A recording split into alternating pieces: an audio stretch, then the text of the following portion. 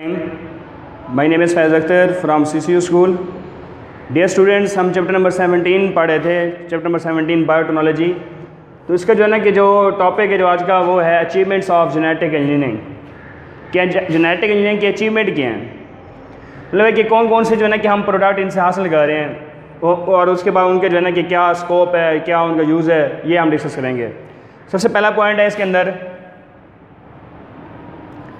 Insulin. Insulin जो है ना, ये इसका क्या काम होता है इंसुलिन का। इंसुलिन जहाँ कौन बना रहा है, इंसुलिन को बनाने वाले वो हैं बैक्टीरिया।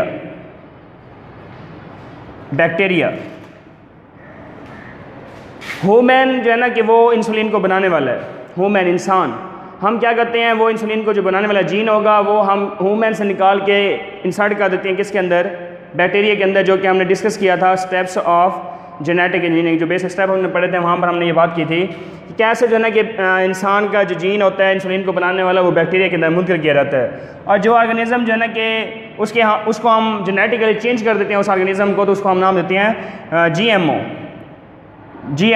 जेनेटिकली मॉडिफाइड ऑर्गेनिज्म हम उसको नाम देते हैं। और ये GMO ऑर्गेनिज्म क्या करता है, ये प्रोडक्ट बना देता है जिसको नाम देते हैं हम इंसुलिन। और ये किसके लिए यूज़ होता है, यूज़ हो रही होती है, वो होती है डायबिटिक पेशेंट्स के जो है ना कि शुगर के मरीज़ होती हैं, उनको जो है ना कि हम क्या करते हैं, उनको बाहर से इंसुलिन उनकी बॉडी के अंदर इंसर्ट करते हैं, जिस वजह से उनका शुगर लेवल जो होता है वो क्या हो जाता है, कम हो जाता है। तो ये हमारे पास प्रोडक्ट था पहला, ये अचीवमेंट थी insulin. Second, human growth hormone. Human growth hormone, ये सेकंड जो है ना अचीवमेंट। ह्यूमन ग्रोथ हार्मोन 1977 की अगर हम बात करें, 1977 में, तो 1977 के अंदर जो है ना कि इस हार्मोन की जो है ना कि सिंथेसिस की गई, और वो भी जो है ना किसने बनाई थी, वो भी हमारे पास ऑर्गेनिज्म जिसको हम नाम देते हैं GMO। हम ऑर्गेनिज्म को जो है ना कि मॉडिफाई कर देते हैं, उसके विरासती तौर पर उसको चेंज कर दिया, तो उससे डिफरेंट किस्म के हम प्रोडक्ट्स बनवा रही होती हैं। तो ह्यूमन ग्रोथ हार्मोन ये 1970 के अंदर जो है ना कि इसकी सिंथेसिस की गई ह्यूमन ग्रोथ हार्मोन की, ये भी अचीवमेंट है।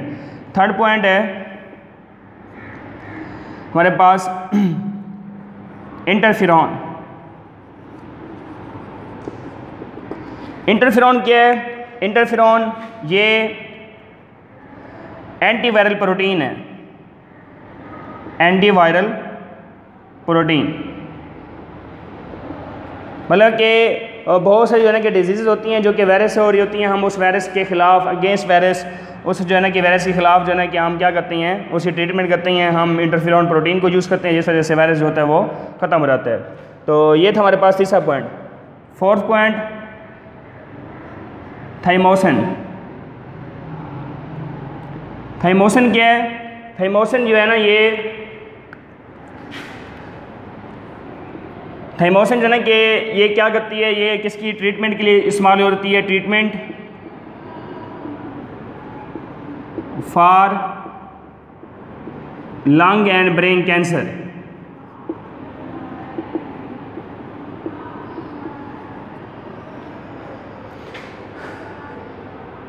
लंग और ब्रेन जो है ना कैंसर जो है ना कि उसके खिलाफ, या कैंसर, ब्रेन कैंसर या फिर लंग कैंसर के खिलाफ, या उसकी ट्रीटमेंट के लिए या उसके इलाज के लिए हम जो है ना कि थाइमोसिन जो है ना कि उसका इस्तेमाल करते हैं। तो ये थाइमोसिन होता है कि ये हमारे पास हार्मोन होता है। ये क्या होता है, हार्मोन, जो कि हम डिस्कस कर चुके हैं चैप्टर नंबर 12 के अंदर, coordination and control chapter. Hormone ये केमिकल्स होते हैं हार्मोन। फिर उसके बाद जो है ना कि इन हार्मोन्स के हम जो है ना कि ट्रीटमेंट, इनको यूज़ करते हैं किसकी ट्रीटमेंट करने के लिए, लंग और ब्रेन कैंसर की ट्रीटमेंट के लिए। इसमें भी ऑर्गेनिज्म जो यूज़ हो रही होती हैं उसको हम नाम देते हैं GMO। नंबर 5, थाइमोसिन के बाद है beta endorphin. Beta endorphin, beta endorphin क्या है, बीटा एंड्रोफिन ये केमिकल है, इसको हम पेन किलर का नाम भी दे सकते हैं। पेन किलर है ये, पेन किलर मतलब कि दर्द को, ये दर्द के ख़िलाफ़ इसको जो है ना कि यूज़ किया जाता है, और इसको बनाने वाले भी ऑर्गेनिज्म जो होते हैं उनको हम नाम देते हैं GMO। Number 6, vaccine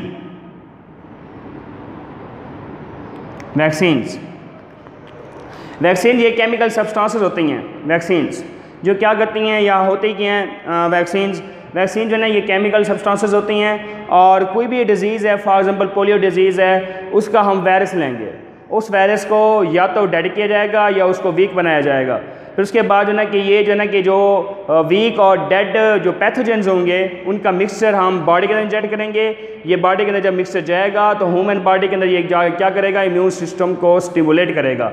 immune system जब स्टिमुलेट होगा तो वो उस वायरस के खिलाफ जो बीमारी हो रही है पोलियो की या हेपेटाइटिस की, वो उस वायरस के खिलाफ वर्क करेगा। और कैसे जो है ना कि ये वर्क करता है, वो प्रोटीन बनाता है जिसको हम नाम देते हैं एंटीबॉडी। और जो वायरस मुंतकिल हुआ है जिस वजह से पोलियो डिजीज़ हो रही है, तो उस वायरस की वजह से जो प्रोटीन बन रही है उसको हम नाम देते हैं एंटीजन। एंटीबॉडी के साथ मिलती है, एंटीजन तबाह हो जाती है, जिस तरह जो है कि ये डिजीज़ ख़त्म हो जाती है। तो ये हमारे पास था कि वैक्सीन होते क्या हैं। उसके बाद जो है हमारे पास ये कॉमन डिजीज़ है जो हमारे पास एनिमल्स वगैरह होते हैं उसके अंदर होती है। फॉर एग्जांपल माउथ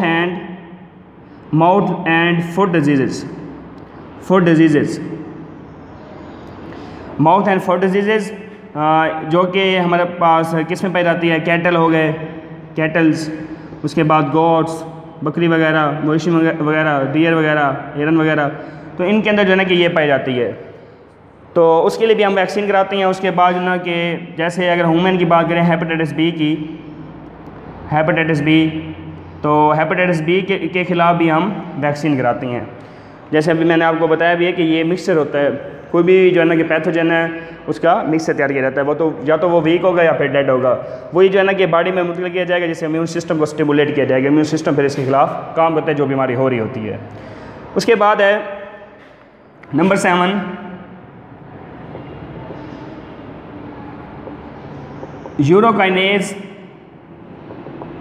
यूरोकाइनेज ये एंजाइम है। ये क्या है, एंजाइम। ये क्या काम करता है, ये करता है dissolves the clot of blood. खून वगैरह जो है अगर वो जम जाता है, फॉर एग्जांपल खून की नाली हैं, ब्लड वेसल्स हैं, ब्लड वेसल्स के अंदर ब्लड जो है ना क्लॉट हो जाता है, जम जाता है, तो फिर जो है ना कि ब्लड का जो प्रेशर होता है वो बहुत रेज़ हो जाता है, जिसका इफेक्ट पड़ता है हमारे हार्ट के ऊपर, दिल के ऊपर पड़ा होता है, जिससे हमारा ब्लड प्रेशर रेज़ हो जाता है। तो ये मतलब नुकसान है। तो वो जो खून के जो लोथड़े बन जाते हैं या खून जो है ना वो जम जाता है नालियों के अंदर, तो उसको डिज़ोल्व किया जाता है, उसको हल किया जाता है, ताकि जो है ना कि ब्लड जो है वो सही तरीके से फ्लो कर सके। तो उसको डिज़ोल्व करने के लिए हम एंजाइम यूज़ करते हैं, उसका नाम हम देते हैं यूरोकाइनेज एंजाइम। नंबर 8,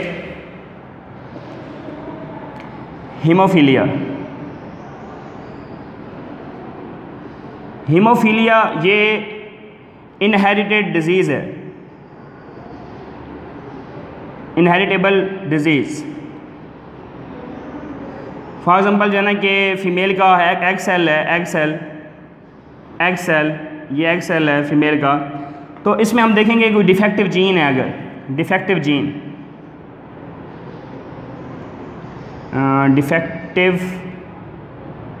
जीन ऐसा जीन जो सही तरीके से वर्क नहीं कर रहा, ख़राब जीन है एग सेल के अंदर, अगर वो जीन डिफेक्टिव जीन उसको हम ना निकालें, फिर आगे प्रॉब्लम्स क्रिएट हो सकते हैं। जैसे मतलब फॉर एग्जांपल जो बच्चा पैदा होगा, न्यू बेबी वगैरह, तो उसमें जो है ना कि कोई ना कोई डिजीज़ हो सकती हैं या उसमें कोई ना कोई प्रॉब्लम्स हो सकती हैं। तो उस जीन को हम जो है ना ख़त्म करने के लिए जो है ना कि क्या करते हैं, उस जीन को हम डिफेक्टिव जीन को निकाल देते हैं, उससे हम न्यू जीन डाल देते हैं, ताकि जो है ना कि ये हीमोफीलिया जो डिजीज़ है वो क्रिएट ना हो। तो ये हमारे पास था हीमोफीलिया।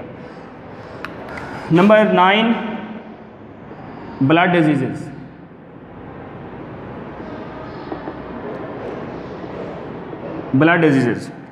जिसमें हमारे पास thalassaemia,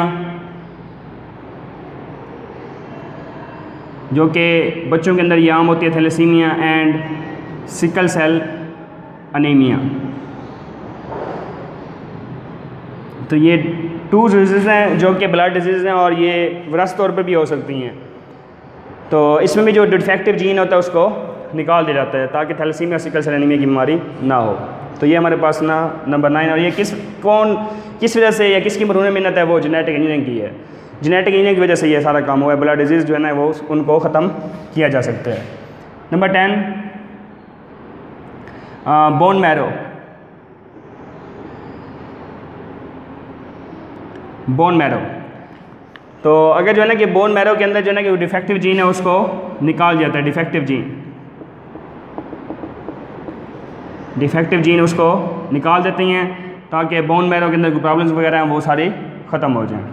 number 11 last nitrogen fixing.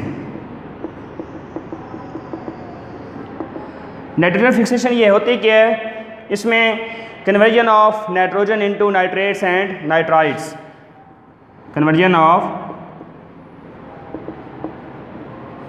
Nitrogen into nitrites and nitrates. Plant जो है ना ये डायरेक्ट नाइट्रोजन को एब्जॉर्ब नहीं कर सकते, तो इनको पहले कन्वर्ट कर दिया जाता है नाइट्राइट्स और नाइट्रेट्स के अंदर, फिर नाइट्राइट्स जो है ना ये पानी के अंदर सॉल्युबल हो जाती हैं। जो चीज़ पानी के अंदर सॉल्युबल हो जाती है उसको प्लांट आसानी से या इजीली टेकअप भी कर सकते हैं। तो इस नाइट्रोजन को नाइट्राइट्स और नाइट्रेट्स के अंदर कन्वर्ट करना ये कहलाता है नाइट्रोजन फिक्सिंग। तो ये प्लांट जो है ना ये नाइट्रोजन को नाइट्राइट्स नाइट्रेट्स के अंदर जो है ना कि जब मुदखिल किया जाता है उससे वो अपनी खुराक को तैयार कर सकते हैं। इसके अलावा जो है ना reduce the need of fertilisers, क्योंकि हम खाद वगैरह देंगे तो उस प्लांट की ग्रोथ होगी ना, तो हम क्या करते हैं, हम जो है कि ऐसे जो है कि बैक्टीरिया पैदा कराते हैं जो इन्वायरमेंट की नाइट्रोजन होती है उसको ये कन्वर्ट कर देते हैं नाइट्राइट्स और नाइट्रेट्स के अंदर, फिर प्लांट्स उसको आसानी से या ईजिली इसको टेक अप कर सकता है। तो ये हमारा टॉपिक था आज का, achievements of genetic engineering. Okay, thank you.